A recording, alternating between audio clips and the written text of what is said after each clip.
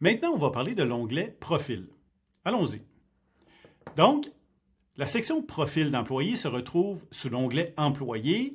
Vous choisissez l'employé que vous voulez voir le profil. Vous allez dans les trois petits points complètement à la droite et dans le sous-menu, vous allez avoir l'onglet Profil.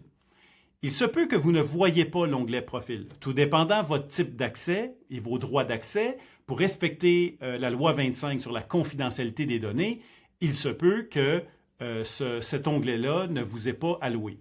Mais si dans votre type d'accès, vous avez les droits pour voir cet onglet-là, vous allez cliquer ici sur Profil. Et là, vous allez voir ici dans le sous-onglet à votre gauche, vous allez avoir accès au profil d'employé. Son rôle dans l'entreprise, c'est PAP, objectif, historique, entretien, formation, matériel, avis disciplinaire, absence et notes. Maintenant, pour ce qui est du profil d'employé, c'est ici que vous allez avoir évidemment son nom, son adresse, numéro de téléphone, son numéro d'employé, son contact en cas d'urgence. C'est ici que vous allez pouvoir intégrer et consulter par la suite ces informations-là. Son rôle dans l'entreprise, là, c'est directement relié à son lien avec la business. Donc, dans quel lieu il est, c'est quoi son département, qui est son gestionnaire. Et en passant, le système gère 2 gestionnaires. Donc, si, exemple, je travaille dans un restaurant, la semaine, j'ai un gestionnaire X et la fin de semaine, j'ai un gestionnaire Y, notre système permet de gérer 2 gestionnaires. Vous allez retrouver son niveau. Son niveau, en passant, on ne peut pas le modifier directement ici. La façon de modifier un niveau, il faut respecter au niveau de la structure, de la façon que c'est organisé, ça passe par les entretiens annuels ou entretiens biannuels. Donc, ça veut dire que les évaluations vont automatiquement mettre à jour les niveaux de tous les employés. Par contre, je peux cacher le niveau. Si je veux cacher le niveau, j'ai tout simplement besoin de cliquer ici, d'enregistrer et le niveau va être caché. Maintenant, je peux décider du type de notification que les individus de mon équipe peuvent recevoir. Fait que ça veut dire si j'ai des gestionnaires dans mon équipe, je peux décider qu'ils voient les arrêts de travail, toutes les notifications en lien avec les arrêts de travail, le début des arrêts de travail, les retours prévus. Il y a une petite cloche en haut à droite de l'écran qui permet d'envoyer un rappel. Aussi pour les dates qui ont été prévues pour les entretiens individuels, il y a moyen de notifier nos gestionnaires là-dessus. Les dates de naissance des employés, les avis disciplinaires, si jamais il y a des rappels ou des suivis à faire, c'est possible aussi de les avoir. Les objectifs, parce que dans les entretiens, ça nous permet de mettre en place des objectifs avec des dates de livrables à chacun de nos employés. Donc, c'est possible d'avoir des notifications, des rappels de ces dates-là. Et pour terminer, date d'embauche, pour se rappeler l'anniversaire de travail de nos employés, c'est possible de recevoir des notifications liées à ça. Dans les entretiens, passion, ambition, préoccupation, on peut les reconsulter par la suite. Encore toujours la suite logique de tous les entretiens.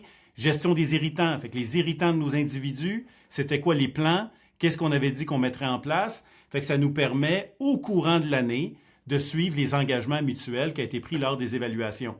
Même chose au niveau des objectifs. Si on s'est fixé des objectifs avec des dates d'échéance, on a vu tantôt que c'est possible d'avoir par la suite des notifications de rappel, mais c'est ici qu'on peut les reconsulter entre les entretiens. Historique d'entretien, encore une fois, je peux reconsulter, je peux revisualiser, réimprimer chacun des entretiens qui a été faits avec chaque membre de mon équipe. Maintenant ici, dans l'onglet Formation, si l'employé a eu des formations qui ont été faites, l'historique de ces formations-là, vous allez pouvoir les reconsulter ici dans l'onglet Formation. Maintenant, l'onglet Matériel. Ça, c'est si jamais l'entreprise prête des équipements, vêtements, voitures, etc. Donc, ça nous permet de s'assurer que si jamais il y a un départ de l'employé, s'assurer que tout le matériel est revenu. Donc, ici, vous pouvez ajouter facilement des listes de matériel lors d'un prêt d'équipement. Et maintenant, quand les choses reviennent, on a tout simplement besoin de cliquer et ça met la date du retour. Fait comme vous voyez ici, la chaise n'est pas revenue, mais le jour où elle revient, j'ai tout simplement besoin de cliquer, confirmer, et ça va ajouter ici la date de retour du produit. Fait que ça nous permet de faire le suivi de ces équipements-là et être sûr qu'on n'oublie rien. lors d'un départ d'employé, automatiquement, il y a une notification qui permet de savoir que la personne elle a eu des prêts d'équipement pour s'assurer qu'on n'échappe rien. L'onglet avis disciplinaire. Encore une fois, les avis disciplinaires, très facile d'avoir l'historique des avis disciplinaires donnés par l'employé. Je veux créer un avis disciplinaire. J'ai tout simplement besoin de cliquer sur « Ajouter ». Type d'avis écrit, verbal.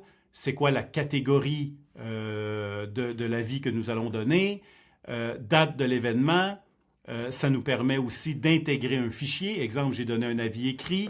Bien, je peux facilement intégrer un document qui va aller se classer automatiquement dans la section « Documents de l'employé ». Et un petit champ ici qui me permet les comportements, les actions correctives, les commentaires de l'employé qui était présent à la rencontre. Donc, un petit formulaire simple d'utilisation pour tout le monde, mais qui nous permet de ramasser des informations clés.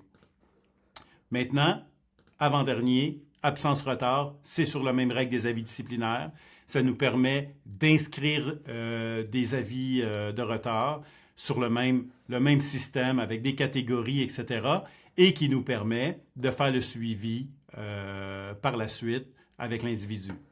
Et le dernier, un champ notes qui me permet de prendre des notes, de garder en mémoire des choses que je ne veux pas oublier en tant que gestionnaire lié à mon employé. Je peux aller les écrire ici.